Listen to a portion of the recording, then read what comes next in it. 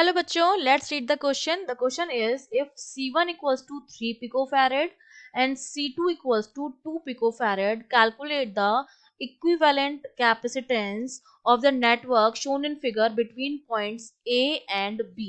इस A और B के बीच में इक्विवेलेंट कैपेसिटेंस जो है वो हमें कैलकुलेट करना है.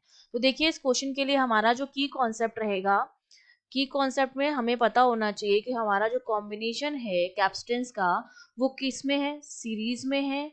तो हम सी इक्विवेलेंट कैसे निकालते हैं, 1 upon C equivalent equals to 1 upon C1 plus 1 upon C2 plus dash dash dash. और अगर पैरेलल में है कॉम्बिनेशन तो हम कैसे निकालते हैं, C equivalent which is equals to C1 plus C2 plus dash dash dash. अब हमें जो ये दे रखा है सर्किट, इसको अगर मैं इजी तरीके से बनाना चाहूँ तो देखिए, इसको मैं दोबारा अगर ये ए है मेरे पास, ठीक है. ए से सबसे पहले मेरा ये C1 जुड़ा हुआ है, ये फर्स्ट वाला, ठीक है. यहाँ पर मैंने लिख दिया C1. फिर मैं आगे बढ़ूंगी तो यहाँ पर दोबारा क्या जुड़ा हुआ है, आपके पास C1 जुड़ा हुआ है. तो यहाँ से, और ये ऊपर की तरफ है, इसको मैं यहाँ पर बना देती हूँ. ये मेरे पास एक C1 यहाँ पर है, ठीक है. ये मेरे पास C1 हो गया. फिर C1 से हमारा C2 जुड़ा हुआ है, ये, ठीक है. तो यहाँ पर ये मेरे पास क्या हो गया, C2 हो गया. फिर C1 के बाद वापस से ये C1 जुड़ा हुआ है, ये यहाँ पर हमारे पास क्या हो गया, C1 हो गया. अब ये यहाँ से C1 के बाद यहाँ आगे हम बढ़ेंगे तो यहाँ पर वापस ये C2 जुड़ा हुआ है हमारे पास, ठीक है, ये वाला. तो यहाँ पर क्या हो गया आपके पास, C2 हो गया ये वापस से.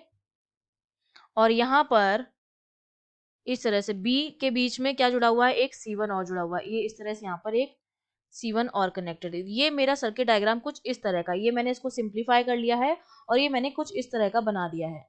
तो अब आपको दिखाई दे रहा होगा इस सर्किट डायग्राम में कि ये जो C1, C2 और C1 है, ठीक है, ये ऊपर वाला कॉम्बिनेशन, इसको मैं अलग पेन से बनाती हूँ. ये आपका किस में है, सीरीज में कनेक्टेड है ये तीनों, ठीक है.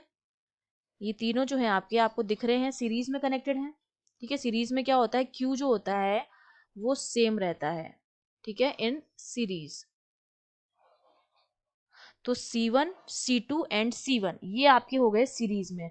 तो सीरीज में सी इक्विवेलेंट हम कैसे निकालेंगे, 1 अपॉन C डैश लिख देते हैं. वो कितना आएगा, 1 upon C1 plus 1 upon C2 plus 1 upon C1. C1 C2 की वैल्यू दे रखी है, C1 3 पिकोफैरेड है, C2 2 पिकोफैरेड है. तो 1 अपॉन C डैश जो है मेरा किसके बराबर हो जाएगा, 1/3 प्लस 1/2 प्लस 1/3, तो यह आ जाएगा 7/6. तो C डैश की जो वैल्यू आ जाएगी वो जाएगी 6/7 पिकोफैरेड. ये जो ब्रांच थी इसका मैंने निकाल लिया है, ठीक है. अब ये जो मेरे पास आया C डैश, अगर इसको मैं इस तरह से बनाऊं इस सर्किट डायग्राम को, ये मेरे पास अब कितना बचा सर्किट डायग्राम, ये A हो गया यहाँ पर, ये C1 यहाँ पर था, ठीक है. यहाँ पर ये C2 था और यहाँ पर ये C1 था और यहाँ पर B जुड़ा हुआ था, ठीक है. ये C1, ये C2 और ये C1, और यहाँ पर मैंने इसका निकाल दिया है C डैश, ठीक है. इसको मैंने कितना निकाल दिया था, ये इसका मैंने सी इक्विवेलेंट C डैश जो है वो निकाल दिया था. अब ये C डैश जो है मेरे पास वो क्या है, इसके साथ क्या है, पैरेलल में है. तो अब मैं इक्विवेलेंट जब निकालूंगी, पैरेलल में है, तो ये C प्लस C/2 ये दोनों किस में है, पैरेलल में है, ठीक है. तो इनका पैरेलल में हमारे पास इक्विवेलेंट C डबल डैश लिख देती हूँ, वो कितना आ जाएगा, ये किस में है, पैरेलल में है, ठीक है. तो C डबल डैश कितना हो जाएगा, हमने कितना निकाला था, 6/7 प्लस C2 की वैल्यू कितनी, 2 पिकोफैरेड. तो आ जाएगा आपके पास 20/7 पिकोफैरेड. ये 20/7 आ गया है. अब मेरे पास कितना बचा है, ये यहाँ पर A बचा हुआ है, ये C1, यहाँ पर C डबल डैश हो गया, ये C1 हो गया, ये भी C1 हो गया और ये यहाँ पर B हो गया. अब ये तीनों किस में कनेक्टेड हैं, ये तीनों के तीनों आपके हैं सीरीज में, ठीक है. तो सीरीज में हम इन सब का निकालेंगे सी इक्विवेलेंट, तो 1 अपॉन सी इक्विवेलेंट. अब फाइनल वाला जो आएगा वो आएगा 1 upon C1 plus 1 upon C double dash plus 1 upon C1, ठीक है.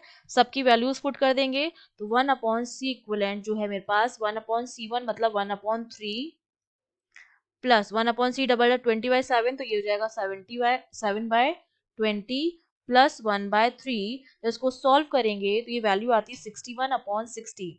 तो C इक्विवेलेंट जो हमारे पास कितना आ जाएगा, वो हो जाएगा इसका रिवर्स 60/61. इसको मैं ऑलमोस्ट इक्वल लिख सकती हूँ 1 पिकोफैरेड के. तो हमारे पास C इक्विवेलेंट जो आ गया है A और B के बीच में, वो हमारे पास कितना आया है, 1 picofarad. I hope you understood well. All the best.